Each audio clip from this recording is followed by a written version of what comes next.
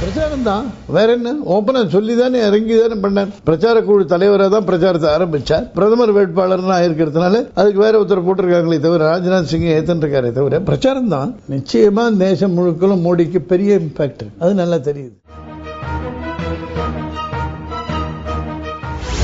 நான் போய் யாரையான சந்திச்சாலே யாருடைய தூதுரோன்னு ஏன் தீர்மானம் பண்ணிக்கிறீங்க? நானா போய் யாரையும் சந்திக்க கூடாது. நான் யாருக்கும் தூது போகல, என்ன ஒன்றும் ஒரு தூதம் எடுத்து செல்லல. மோடி ஒண்ணு என்கிட்ட போய் ஜெயலலிதா மீட் பண்ணேன்னு சொல்லல. சிஎம் அவர்களும் மோடியை பத்தி பேசணும் வாங்கன்னு என்ன கூப்பிடல. நானும் சிஎம்மும் அப்பப்போ சந்திச்சுக்கிறோம், ரொம்ப அடிக்கடி கிடையாது. வெளியில நினைக்கிற மாதிரி நான் அவங்க கிட்ட யோஜனைகள்லாம் சொல்றதெல்லாம் ஒண்ணும் கிடையாது. என்னோட யோஜனை அவங்களுக்கு தேவையில்லை. அப்படி யோஜனை வேணும்னா அவங்களுக்கு என்னோட திறமையும் அனுபவமும் அறிவும் மிக்கவர்கள் பலர் அவரை சூழ்ந்திருக்கிறார்கள். அதிகாரிகளை கூட இருக்காங்க, அரசியல் அனுபவம் உள்ளவர்கள் இருக்கிறார்கள். வருங்கிற சூழ்நிலை இருந்ததுன்னு நீங்க சொல்லி எனக்கு தெரியும், அது மாறி இருக்குன்றது நீங்க சொல்லி தான் எனக்கு தெரியும். தேர்தலே இன்னும் எப்போ வரப்போறதுன்னு யாருக்கும் தெரியாத பட்சத்தில் அது எங்க திடீர்னு கூட்டணிகள் பத்தி யார் தீர்மானம் பண்ணிருக்க போறாங்க? எந்த கட்சி தீர்மானம் பண்ணிருக்கு? எல்லாத்துக்குமே சான்ஸ் இருக்கு சார். எதுக்கு சான்ஸ் இல்லை? இப்போ ஒண்ணுமே நடக்காத போது எல்லாத்துக்கும் சான்ஸ் தான்.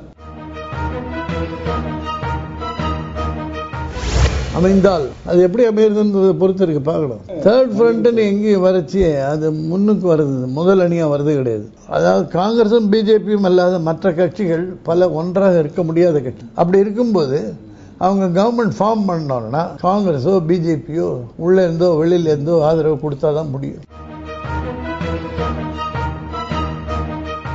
நான் எதிர்பார்க்கிறது ராஜஸ்தான், மத்திய பிரதேஷ், சத்தீஸ்கர், டெல்லி எல்லா இடங்கள்லயும் பிஜேபி வரும். இந்த இடங்கள்ல இந்த ஸ்டேட்ஸ்ல பிஜேபி ஜெயிக்கும்னு நம்புறேன். இந்த 4 ஸ்டேட்ல இதுல டெல்லியில கொஞ்சம் ஓட்டுப்பிளவு ஆம் ஆத்மி பார்ட்டினால உருவாகும் சொல்றாங்க.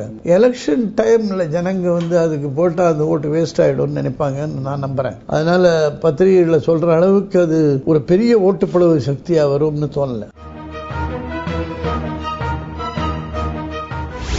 தனித்தே ஆட்சி அமைக்கக்கூடிய அளவுக்கு ஸ்ட்ரென்த் வருமானு கேக்குறீங்க, அது இப்ப சொல்ல முடியாது சார். பட் நல்லா 200 சீட்டுக்கு மேல நிச்சயமா வரும்னு நினைக்கிறேன்.